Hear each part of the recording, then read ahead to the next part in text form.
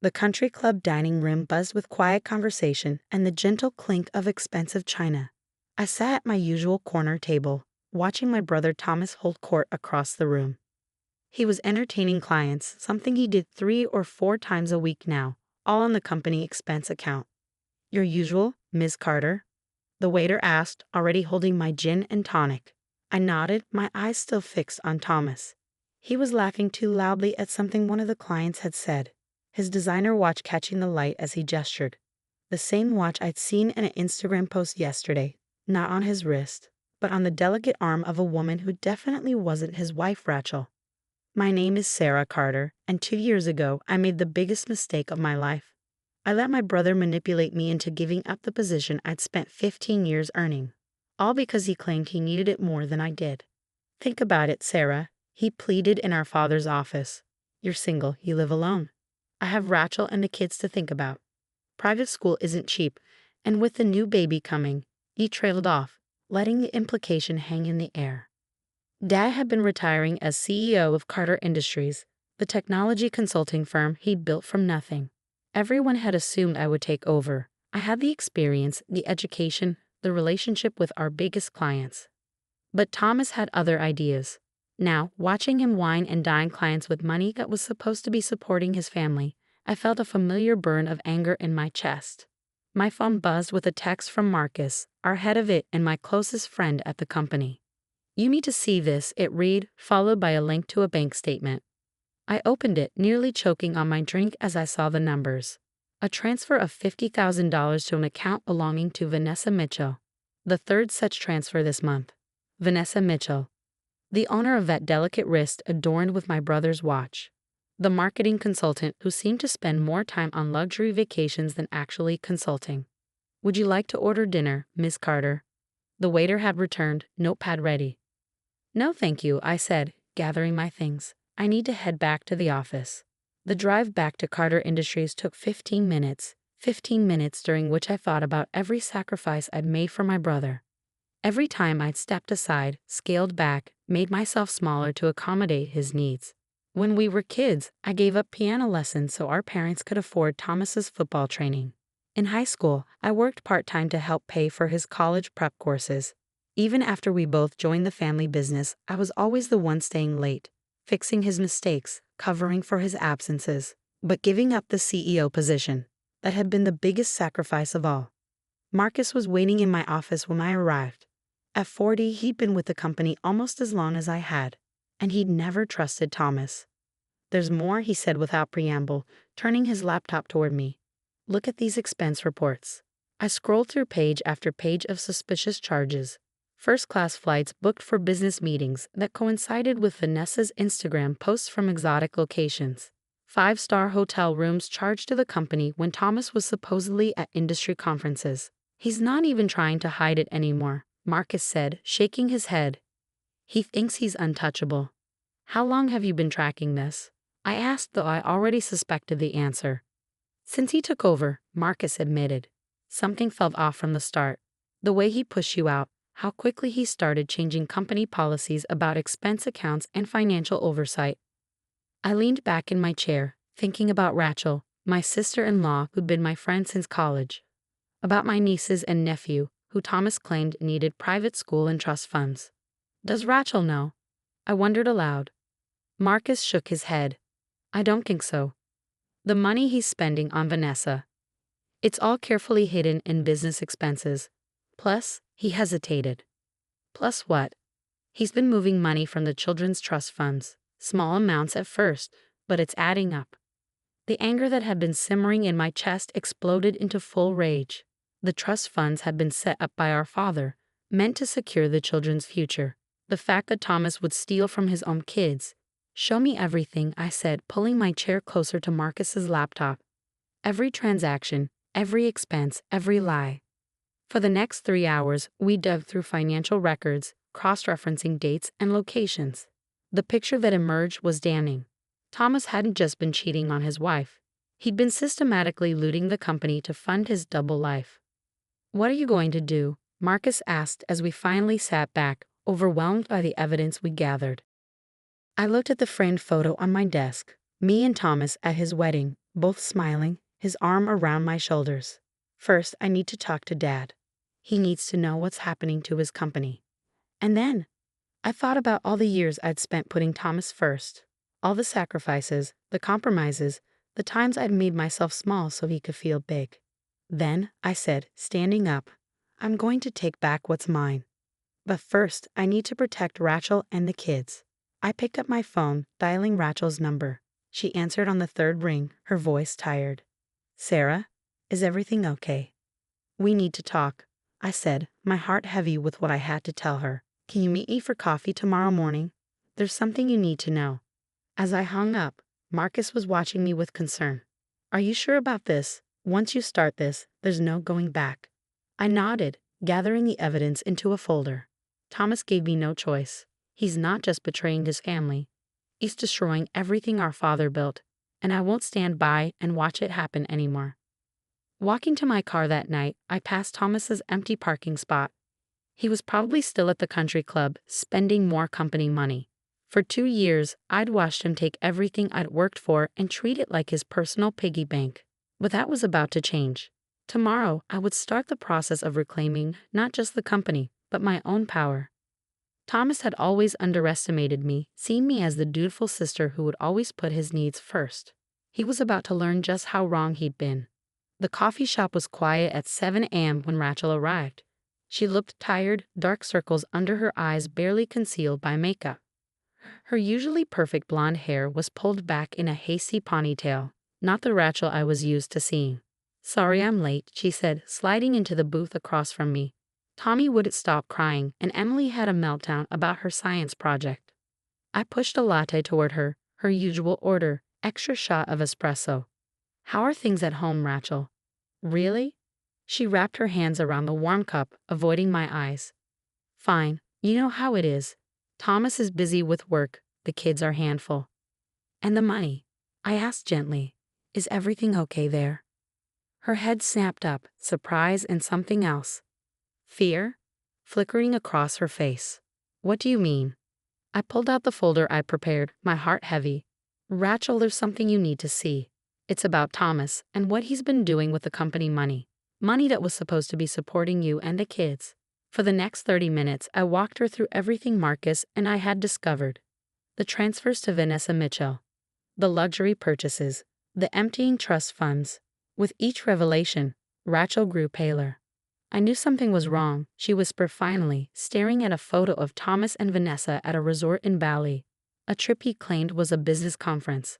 He's been so distant, always working late, taking these business trips. But I never thought. There's more, I said softly, showing her the trust fund documents. He's been taking money from the children's accounts. Rachel's hand flew to her mouth, tears spilling down her cheeks. How could he? Those were for their education, their future. I reached across the table, squeezing her hand. I have a plan to fix this, to protect you and the kids, but I need to know if you're willing to help me. She wiped her eyes, straightening her shoulders. The Rachel I knew, strong, determined, was emerging from beneath the shock. What do you need me to do?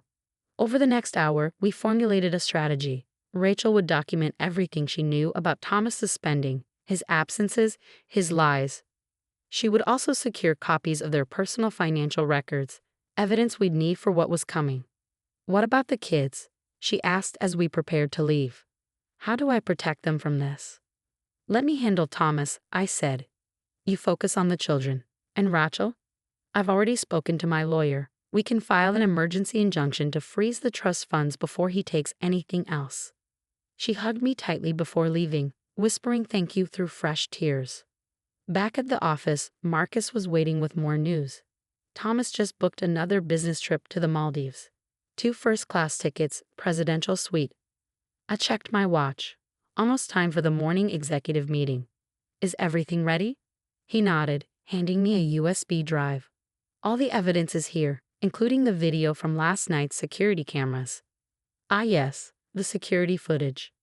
Thomas hadn't realized that staying late at the office with Vanessa would provide us with the final nail in his coffin. The cameras had caught everything. Their intimate embrace, their conversation about running away together, his promises to leave Rachel once he'd secured enough money. The executive boardroom was filling up as I took my seat. Thomas arrived last, looking smugly confident in his expensive suit. He barely glanced at me as he took his place at the head of the table. "Before we begin," I said, standing up before Thomas could start the meeting, "there's something the board needs to see." Thomas frowned. "Sarah, we have an agenda." "Yes, we do," I cut him off, plugging the USB drive into the presentation system. "It's about financial irregularities that have recently come to light." The color drained from Thomas's face as the first spreadsheet appeared on the screen. "This is unnecessary," he started to say, but the board chairman, Mr. Davidson, held up his hand. "Let her speak, Thomas." For the next 20 minutes, I laid out everything: the misappropriated funds, the fake business expenses, the empty trust funds. I saved the security footage for last. When it finished playing, the silence in the room was deafening. Thomas sat frozen, his face a mask of fury and fear. "This is a personal matter," he finally sputtered. "It has nothing to do with the company." "Nothing to do with the company?" Mr. Davidson's voice was cold. "You've been embezzling funds, falsifying expense reports, and using company resources to conduct an affair." "I'd say that has everything to do with the company." Thomas turned to me, his eyes blazing. "You did this. You've been planning this all along, haven't you? Waiting for your chance to take everything from me." I met his gaze steadily. "No, Thomas. You did this. Every lie, every theft, every betrayal. Those were your choices. I just made sure everyone could see them." The board called an emergency session immediately. Thomas was suspended pending a full investigation, his access to company accounts frozen. As security escorted him from the building, he turned back one last time. "You're my sister," he spat. "How could you do this to me?" "I'm also your victim," I replied calmly. "And so is your family. That's something you should think about." The next few weeks were a whirlwind of audits, legal meetings, and damage control. Rachel filed for divorce, securing an emergency order to protect what remained of the children's trust funds.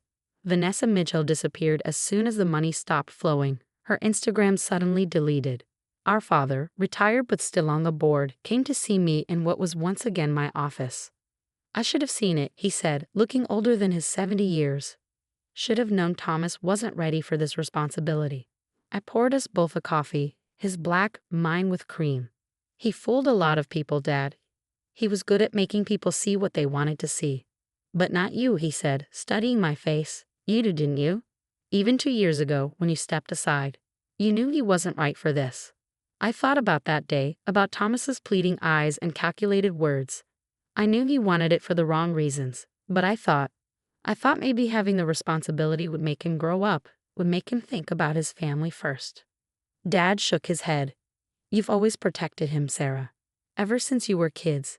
Maybe that's partly my fault. I saw how talented you were, how capable, and I let you handle him instead of making him face consequences." The truth of his words hit home.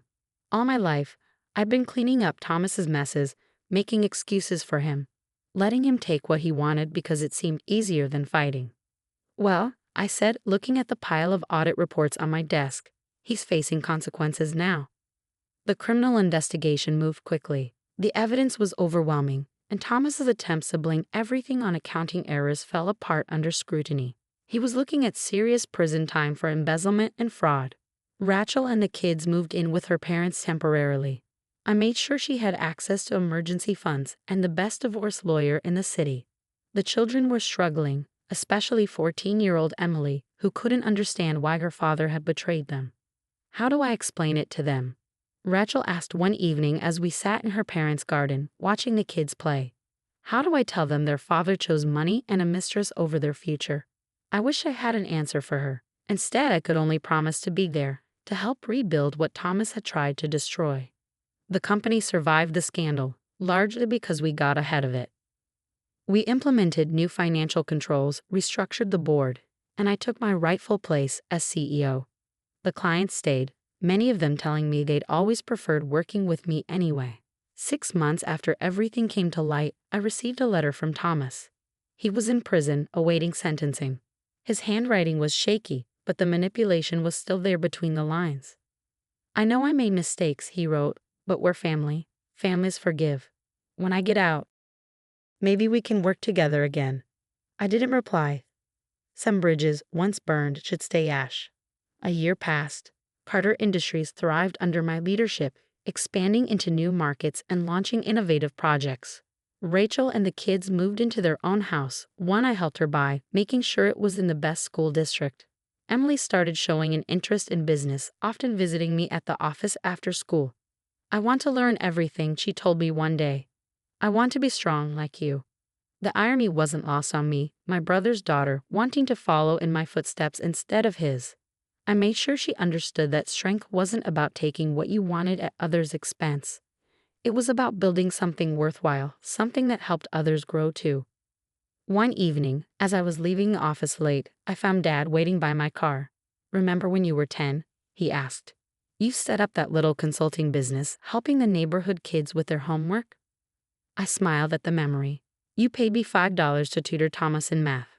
You turned it into a whole enterprise, had schedules, progress reports, even gave out achievement certificates." He chuckled. "Should have known then that you were meant for this."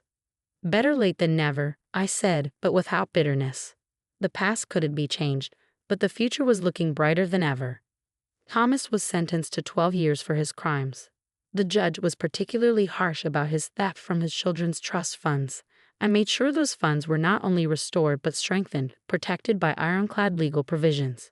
Rachel eventually started dating again. A kind man who coached Tommy's Little League team and helped Emily with her science projects. Life moved forward, as it always does. The last time I saw Thomas was at his sentencing. He looked small in his prison jumpsuit, his expensive suits and swagger gone. As they led him away, he glanced at me one last time. I saw in his eyes the same little boy who'd always expected his big sister to fix everything, to make his problems disappear. But that pattern was broken now, and we both knew it. 2 years after the scandal, I stood at a podium accepting an award for Business Leader of the Year. Looking out at the audience, I saw my family, Dad, Rachel, and the kids, even Marcus with his wife. They were all beaming with pride. Success in business isn't just about profit margins, I said in my acceptance speech. It's about integrity, about building something that lifts others up instead of tearing them down. Sometimes the hardest lessons come from those closest to us, but they're often the most valuable. Later that night, Emily asked me why I'd given up the CEO position to her father in the first place. I thought I was doing the right thing. I told her honestly. Sometimes we confuse sacrifice with strength, enabling with love. The real strength comes in knowing when to stop sacrificing yourself for someone who never learns to stand on their own. She nodded, wise beyond her years. "I'm glad you're running the company now. Dad always said business was about winning at any cost. But you show it can be about doing the right thing too." Looking at her young face, so full of hope and determination, I knew every difficult decision had been worth it. Thomas had tried to destroy our family's legacy for his own selfish desires, but in the end he'd only succeeded in showing us all what real strength looked like. It wasn't in taking what you wanted at others' expense. It wasn't in manipulation or lies. Real strength was in building something worthwhile, in protecting those who needed it, and in having the courage to stand up when someone you loved was doing wrong. The company Thomas had tried to plunder was now stronger than ever, built on a foundation of integrity and real family values. And the sister he'd always underestimated had finally stopped making herself small to accommodate his greed. Sometimes the greatest victories come not from what we gain, but from what we refuse to lose: our integrity, our purpose, and our ability to distinguish real love from toxic enabling. That's a lesson worth any price.